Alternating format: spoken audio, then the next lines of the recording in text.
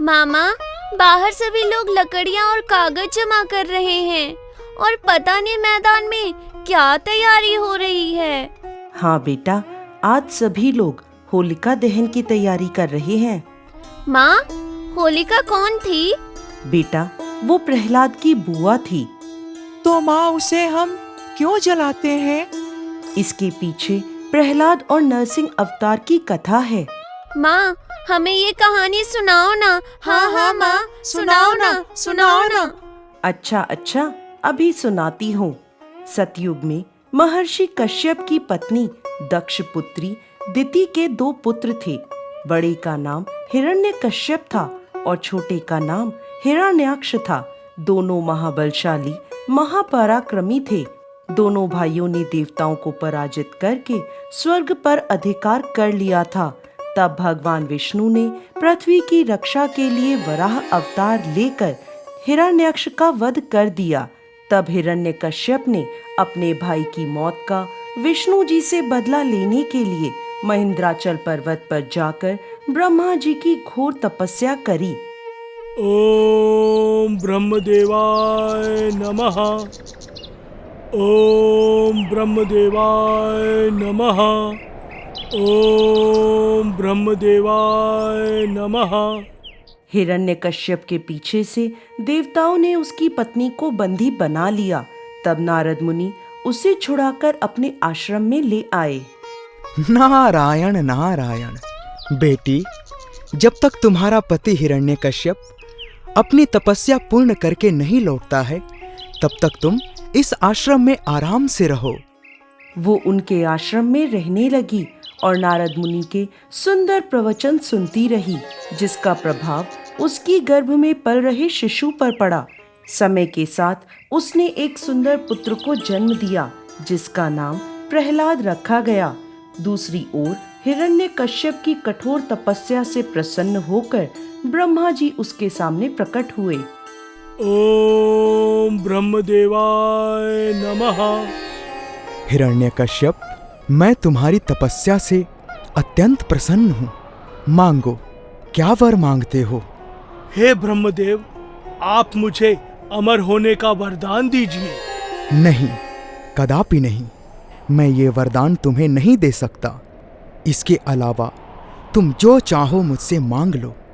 तो फिर ब्रह्मदेव, आप मुझे ऐसा वरदान दीजिए कि ना मैं दिन में मरूं, ना रात में, ना घर पर मरूं, ना बाहर, ना अस्त्र से मरूं, ना शस्त्र से, ना मुझे कोई मनुष्य मार पाए, ना ही कोई जानवर। मुझे ऐसा वरदान दीजिए ब्रह्मदेव, ऐसा वरदान दीजिए। जाओ, मैं तुम्हें यही वरदान देता हूँ। तथास्तु।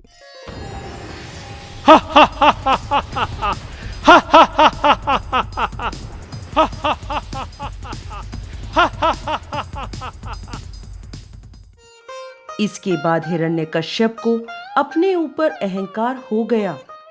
उधर उसका पुत्र प्रहलाद हर समय श्री हरि का नाम जपता रहता था।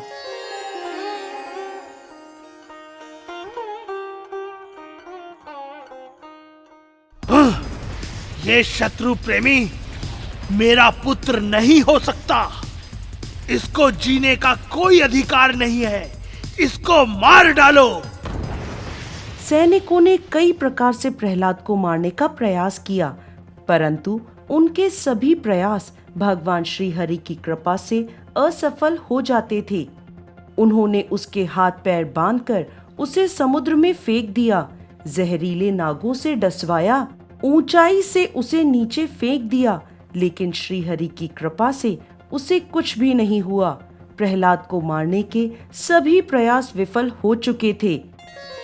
एक दिन हिरण्यकश्यप की बहन होलिका उसके पास आई। भैया, आप इतने चिंतित क्यों दिख रहे हो? मैं आपको इस चिंता से मुक्ति दिलाने के लिए आई हूँ। आपकी बहन होलिका आपकी चिंता दूर करेगी। बताओ बहन होलिका, तुम मेरी किस प्रकार सहायता कर सकती हो? मैं इस दुश्मन प्रेमी बालक को मृत्यु दंड देना चाहता हूँ। भैया, आपको तो पता ही है मुझे ब्रह्मा जी से वस्त्र प्राप्त है, जिसकी सहायता से अग्नि मेरा कुछ नहीं बिगाड़ सकती। तो आप किसी बड़ी जगह पर एक चिता का प्रबंध करिए और उस चिता पर मैं प्रहलाद को अपनी गोद में लेकर बैठ जाऊंगी। अग्नि में वो जल के राख हो जाएगा और मैं इस वस्त्र की सहायता से अग्नि से बाहर आ जाऊंगी। अति उत्तम बहन होलिका, अति उत्तम।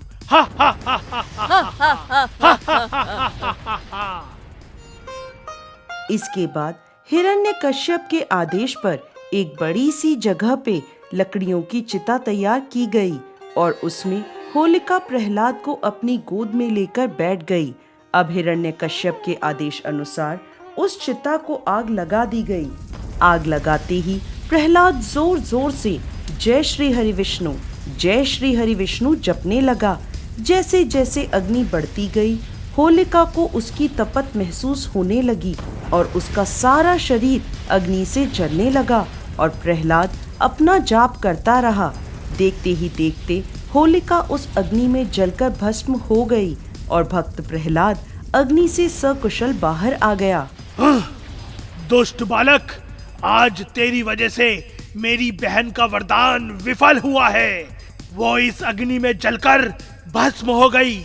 मैं तुझे आज स्वयं मारूंगा, अपने हाथों से मारूंगा।